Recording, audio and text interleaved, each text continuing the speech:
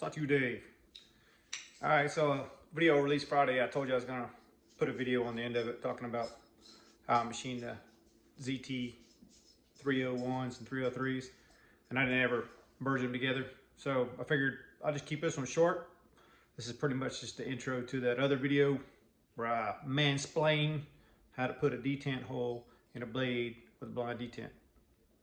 So maybe you enjoy it, maybe you won't. We'll see. All right then. All right, so I'm gonna go back over some of the things on the next project here. Was for Chucknunface, I was gonna drill the blades out for a detent hole. You know, I found a few inherent flaws with the knife. I think I talked last week about the flex that you get in that. So you can see how the frame's moving right here. So the stop pin is locating on this part of the frame, which is a bad design. It should be located on the other side, or be bigger on this side, just to hit the steel part of the liners instead of the titanium part. So that was an inherent flaw. I hope you can see that. So there's one flaw with the actual knife itself.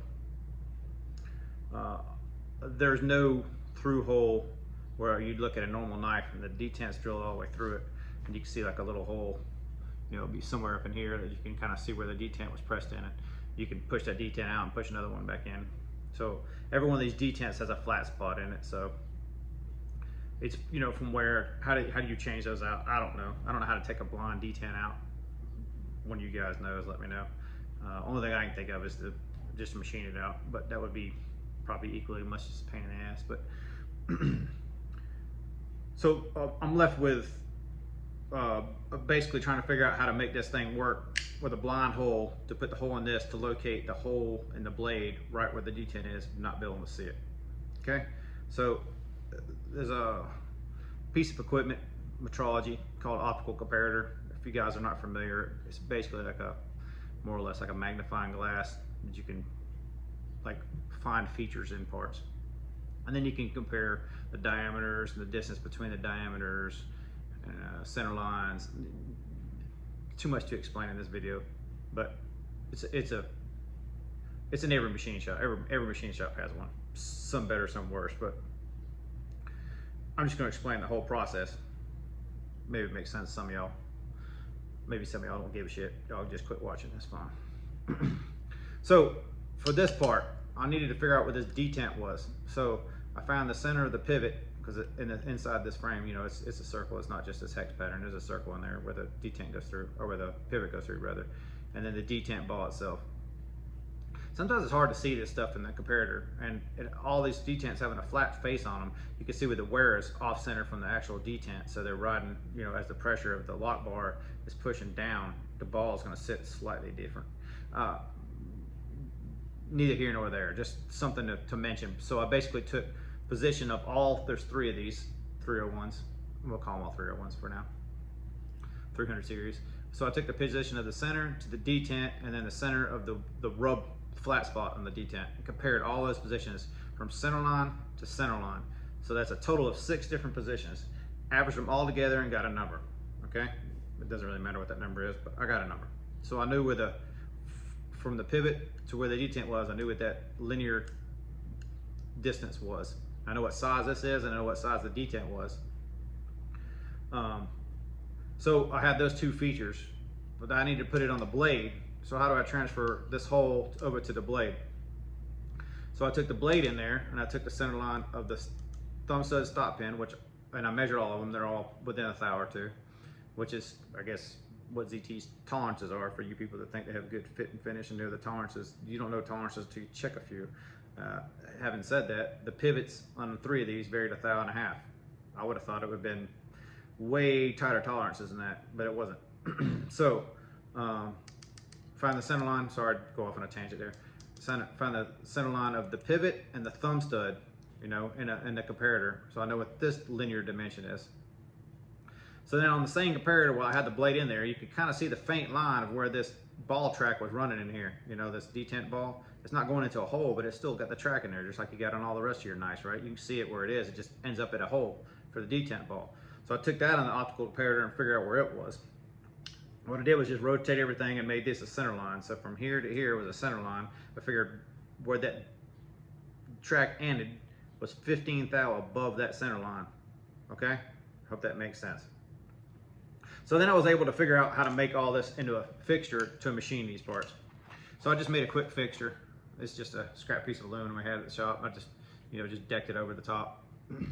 This hole right here is for a 217 pin, which is what fit through all three of these knives and fit.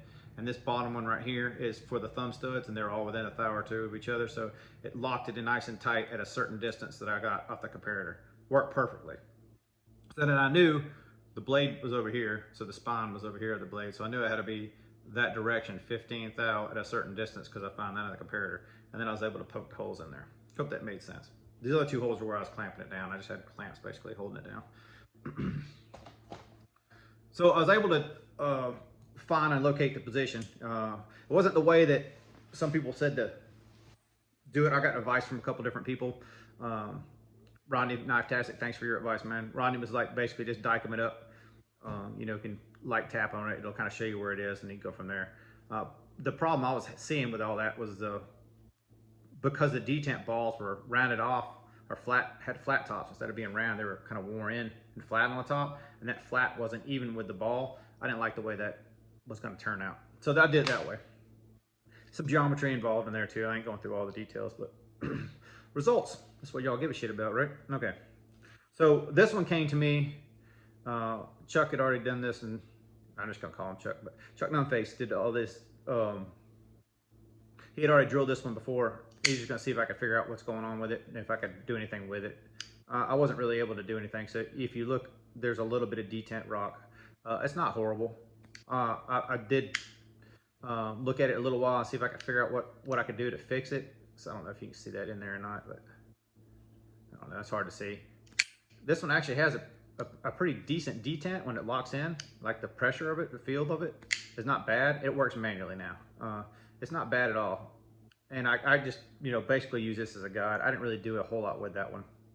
I tweaked it, to see if I could figure out what was going on and see if I could get rid of some of that detent lash. This is the first one I machined, and I started that little hole that I put in the blade at 56 thou and worked it all the way up to 60 till the detent fell in. And this one actually works pretty good. This one I'm pretty happy with. And it has, it still has that lock bar flex. You can see the lock bar flexing on it.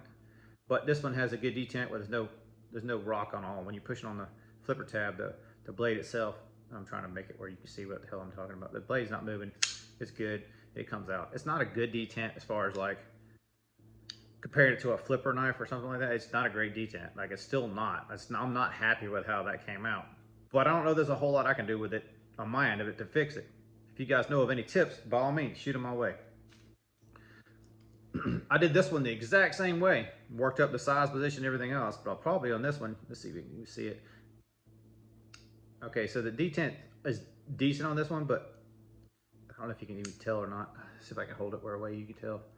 It's got a little bit of, there you go, you can kind of see it there. It's got a little bit of detent rock. And we're talking like tenths because I worked it up within 2 thou increments and it still has that. So I don't know if it's because it's how it's hitting. Maybe when I was test fitting it, it's different. I don't know. But anyway, they all have holes in them now. They all got detents. I'm not really super proud of how they perform. But as far as like what I could do to make it any better, I don't know that I could have done it any different to make it any more precision, any better. This one here came out the best for sure.